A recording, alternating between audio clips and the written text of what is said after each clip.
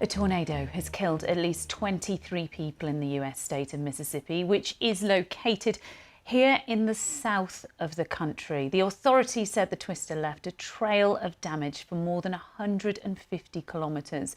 One of the worst affected towns is Rolling Fork, where trees and power lines have been torn down. At one point, debris was pulled more than 6,000 metres into the sky. And let's just take a look at some of the latest pictures we've received of the destruction in Rolling Fork. And you can see there cars on top of buildings that have been completely flattened. That town of Rolling Fork is complete and utter devastation there. Well, earlier I spoke to our correspondent Francis Reid. 23 people at least have lost their lives, so a large number. A trail of destruction, as you said, of 150 kilometres. And some were saying, just to think about this, the debris was flown 6,000 metres into the air, but possibly up to 9,000 metres. That's almost 30,000 feet. So tremendously frightening, whatever the official measurements eventually turn out to be. I mean, at the moment, as you'll see from the pictures, a total scene of destruction. Trees uprooted, houses destroyed, towns destroyed, and now tens of thousands of people without power. We've heard about hail the size of golf balls as well. The worries are when you have natural disasters like this, you get people trapped in situ in those houses, under rubble, under structures that have fallen down. Just while you're talking as well, we can see trees that have fallen on houses. So people probably still in houses. Exactly. And, you know, it's very difficult in these kind of natural disasters to get help to where it needs to be in the time frame that it needs to be. And I think that's the key thing. So all efforts now will be on trying to save as many lives as possible.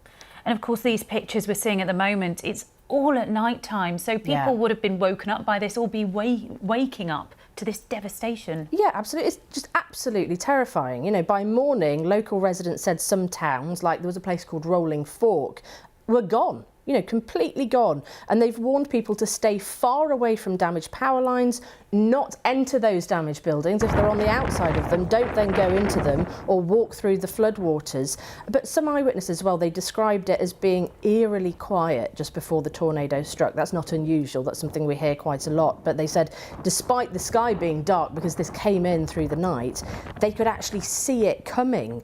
Of course, many people have been taken to hospital. Others who are trapped have been told to wait for first responders if they can. But for many, by the time they heard the warning, it was only really time to get shelter within their house. And yes, in the US, some of the houses do have basements, but they're not always effective, and not all houses have them.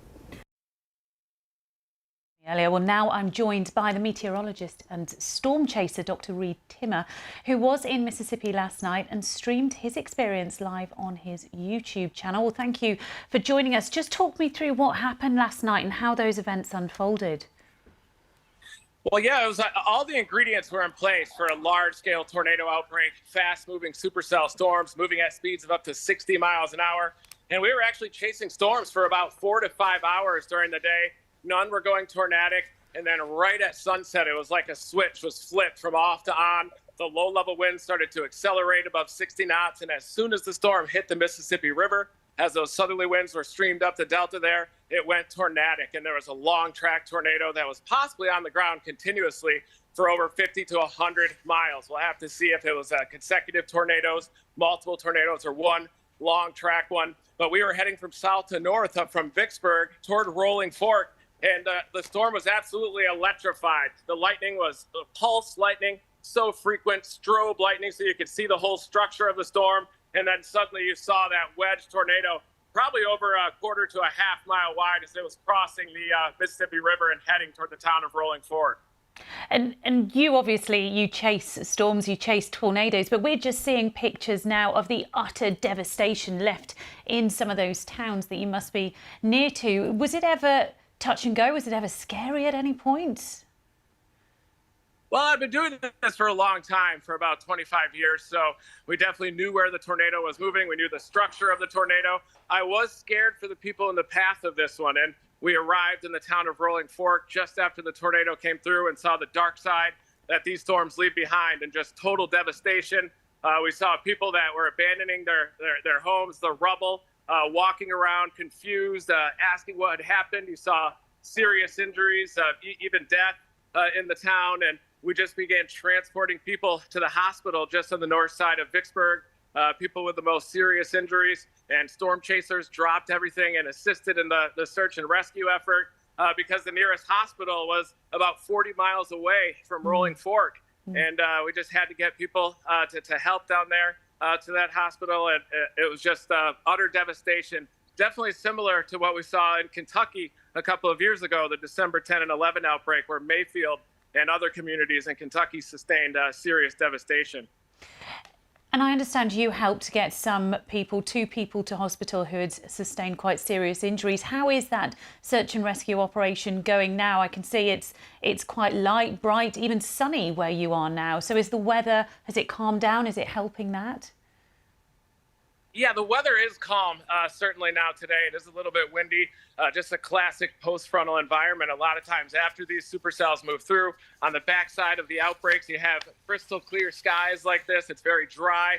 Sometimes it's cold as well afterwards. So definitely the conditions are good for the recovery effort, but it's just beginning right now. You see people that are just sitting in the rubble, not really sure what to do, checking on loved ones. Cell phone coverage is down there. I'm actually just south of the damage path near the Vicksburg area and about to head back and survey that damage path to see if it was one continuous tornado.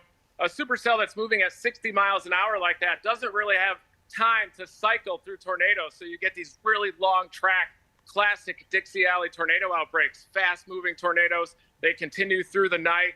And there's a lot of mobile homes as well out here in the Mid-South. And so it's just the worst case scenario. And yesterday, there were people in their vehicles in town.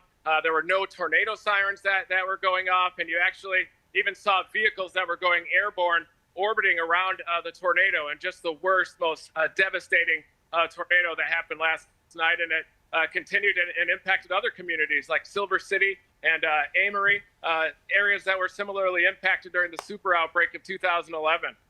OK, well, thank you very much, Dr. Reid Timmer, meteorologist and storm chaser, bringing us the latest following that tornado in Mississippi overnight.